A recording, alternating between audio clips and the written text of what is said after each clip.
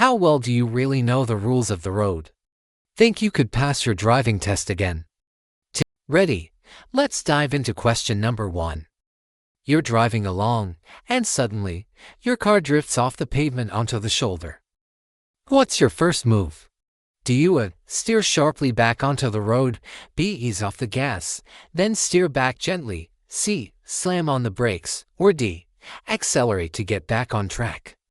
If you chose B, you're correct. The key is to slow down first before gently re-entering the road. A sudden, sharp turn can cause you to lose control and swerve into oncoming traffic. Alright, on to question 2. You approach an intersection and see a flashing yellow light. What does this mean? A. You must always stop. B. Slow down and proceed with caution. C. Speed up to get through quickly. Or D. Stop completely, then go. The right answer is B. A flashing yellow light is a warning. You should slow down and be prepared to stop, but you don't have to stop unless there's cross traffic or a pedestrian. It's all about being alert. Question 3 is a classic parallel parking scenario. You're parking on a hill, facing downhill, and there's a curb. Which way should you turn your front wheels? A. Away from the curb. B. Toward the curb. C. Keep them straight. Or D. It doesn't really matter. The correct and safest answer is B. Turn your wheels toward the curb. This way, if your parking brake fails, the curb will act as a block and stop your car from rolling into traffic. It's a simple trick that can prevent a disaster. Let's move on to road markings. Question 4. What does a double solid white line on the road signify? A. Lane changes are allowed. B. Lane changes are prohibited. C. Passing is allowed. Or D. It separates traffic moving in opposite directions. The answer is B. Double solid white lines mean you must stay in your lane. Crossing them is not allowed. They are often used to separate lanes of traffic moving in the same direction, like near tunnels or over bridges, where changing lanes isn't safe. Next up, a question about weather. It's raining, and visibility is poor. Which lights should you use? A. High beams for maximum brightness. B. Low beams. C. Your hazard lights only. Or D. Just your parking lights. The correct choice is B. Low beams. High beams will reflect off the rain and create glare, making it even harder for you and other drivers to see.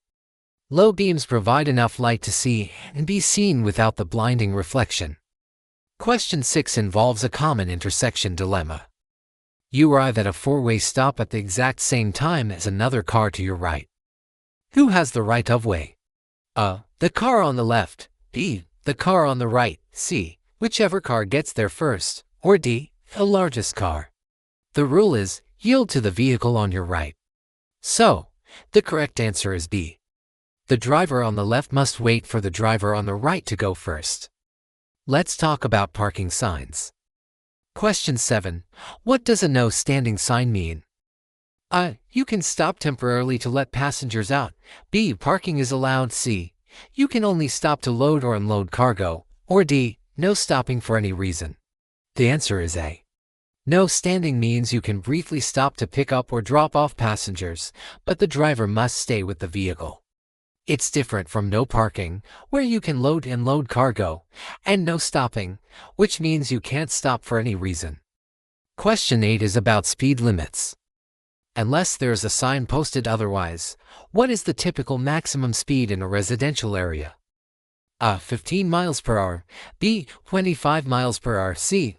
35 miles per hour. Or D. 45 miles per hour. The most common default speed limit in residential zones is B. 25 miles per hour. These areas have more pedestrians, children playing, and cars backing out of driveways, so a slower speed is crucial for safety. Time for question 9. When is it appropriate to use your car horn? A. To warn other drivers of danger. B. To get the attention of a slow driver. C. To greet a friend you see on the street. Or D. To signal others to move at a green light. The only correct answer is A. Your horn is a safety device, intended to prevent collisions. Using it to express frustration or say hello can confuse other drivers and is often against the law. Question 10 is a very important one for safety. You're driving and start to feel drowsy. What is the safest course of action? A. Turn up the radio and blast some music. B. Pull over to a safe place and take a rest. C. Just drink some coffee and keep going. Or D. Open the window for some fresh air. The only truly safe option is B. While coffee or fresh air might make you feel temporarily more alert, they don't cure fatigue. The only solution for drowsiness is rest. Pull over and take a nap. Let's discuss pedestrian safety. Question 11. You see a pedestrian who is blind, identifiable by a white cane or a guide dog, trying to cross the street. What must you do? A. Yield the right of way at all times. B. Honk gently to let them know you're there. C. Pass them slowly. Or D. You can go if you have a green light. The answer is an absolute A. You must always stop and yield the right of way to a blind pedestrian, no matter what the traffic signal says. Their safety is the top priority. Question 12 is about school buses. When are you required to stop for a school bus? A. Always, in both directions, if its red lights are flashing. B. Only if you can see children getting on or off. C. Only if you're driving behind the bus. Or D. Only on highways. The correct answer is A. When a school bus has its red lights flashing and stop arm extended, you must stop, whether you are behind it or approaching from the opposite direction. The only exception is if you are on a divided highway with a physical median separating you from the bus. Next, merging onto a highway. Question 13. You're entering a highway from an acceleration lane. What should you do? A. Stop at the end of the ramp before merging. B.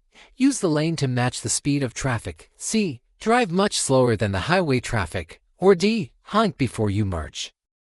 The correct procedure is B.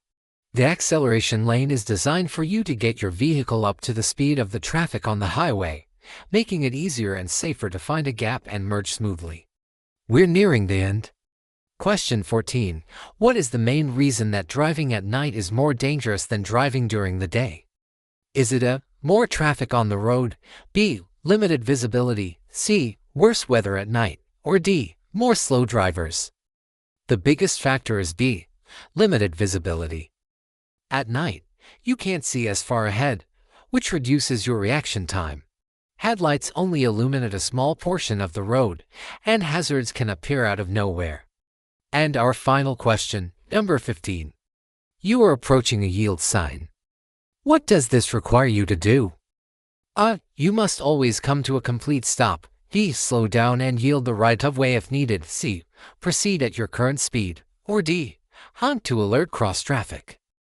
The answer is B. A yield sign means you must slow down, check for traffic and pedestrians, and be prepared to stop if necessary to let others pass before you proceed. So, how did you do? Count up your correct answers. If you got 13 or more right, congratulations, you're a true master of the road. If you scored a little lower, don't worry, it is a great reminder that we can all benefit from brushing up on our driving knowledge now and then. The most important thing is to always prioritize safety. Thanks for playing along.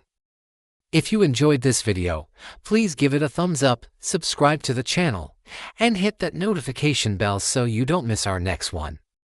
Drive safe out there.